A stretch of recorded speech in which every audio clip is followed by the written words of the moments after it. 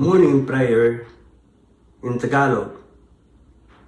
Panginoon, sa pagsikat ng araw na kay ganda, pag-ibig mo sana ang sumama.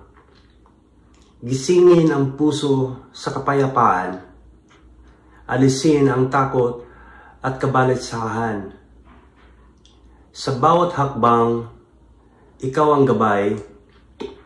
Tulungan akong maging tapat at matibay.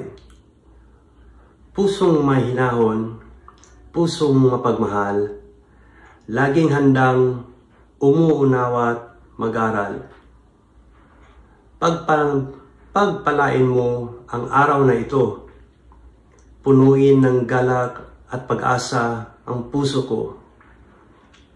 Kung may pagsubok at takot sumilip, ipaalala mo sa akin, anak, ako'y di aalis.